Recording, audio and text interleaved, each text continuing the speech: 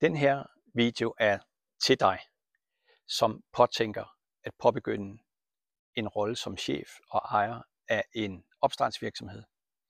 Startups, som vi kalder det, med mindst 4 personer.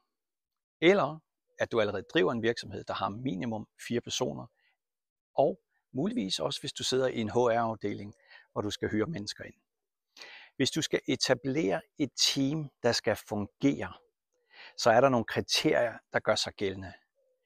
Det er ikke nok, at du i en full body organization, at du kun ansætter sælgere, eller strateger, eller HR-folk, eller produktionsfolk. Selvfølgelig skal det hænge sammen som 4 hjul på en bil. Og for at den kan køre ordentligt, så skal du have de bedste ansatte til alle 4 positioner. Og lad mig lige fortælle, hvad det er for nogle positioner, vi arbejder med lige nu her, hvor jeg vil fortælle dig om, hvad det er for en type mennesker, du skal ansætte. Der er 4 grundlæggende afdelinger i en virksomhed. Der er udvikling og strategivirksomheden, altså marketing.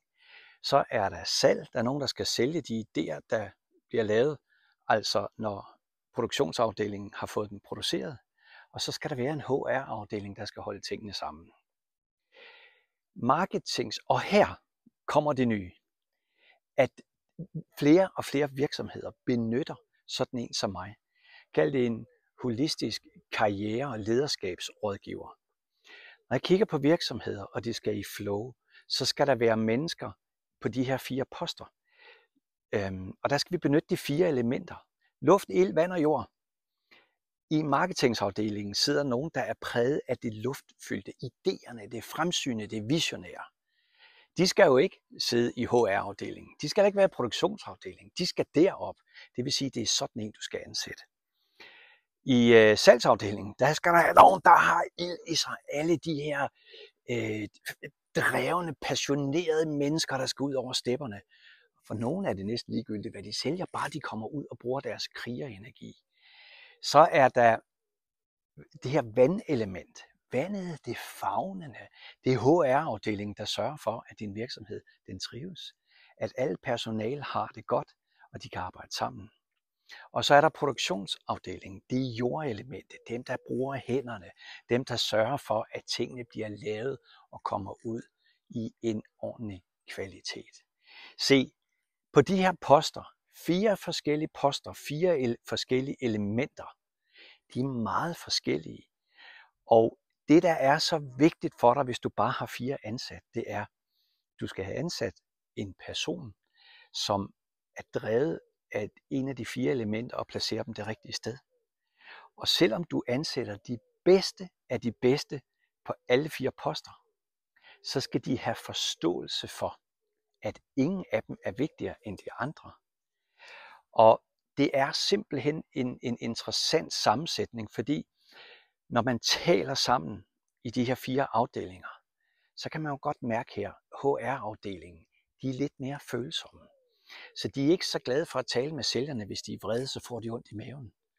Produktionsafdelingen synes, at sælgerne, de får hurtigt ud at sælge. De ved sgu ikke, om de har gjort produktet færdigt. Og sælgerne tænker den anden vej. Hvorfor fanden bliver det ikke snart færdigt med at lave det, så vi kan komme og sælge det? Vi skal jo tjene nogle penge til virksomheden.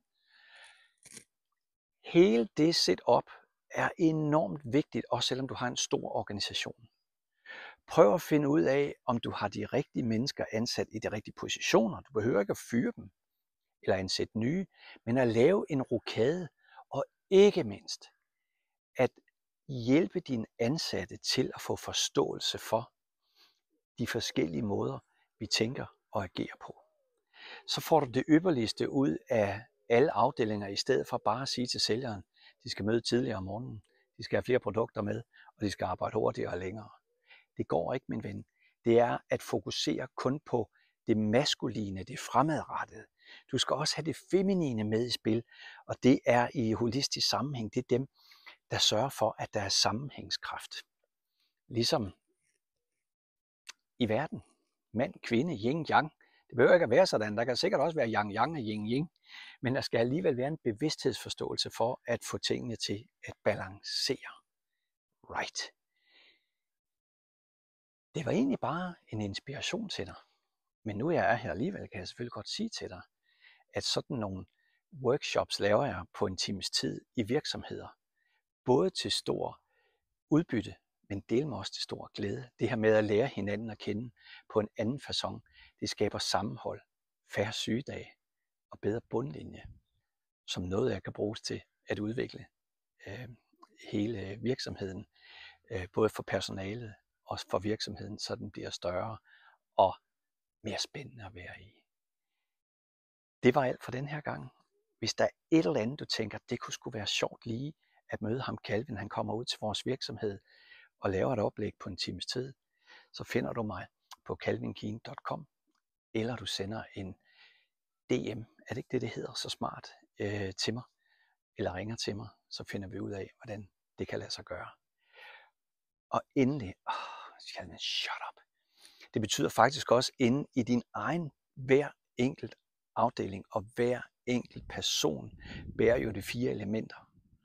Og dem, man har det sværest med, er som regel noget i en selv, man har det lidt svært med. Og når man først får øje på det i en sjov interaction med dine kolleger, så er der noget, der går op for dig selv. Du bliver stærkere, og samlet set bliver I meget stærkere. Jeg kunne tale længe. Det gør jeg, hvis I kalder på mig, så kommer jeg ud til jer. Ellers så er jeg bare glad for, at du kigger med. Har du kommentarer til det, så er du selvfølgelig velkommen til at smide nogen i feedet herunder. Det var alt for nu. Ciao for now.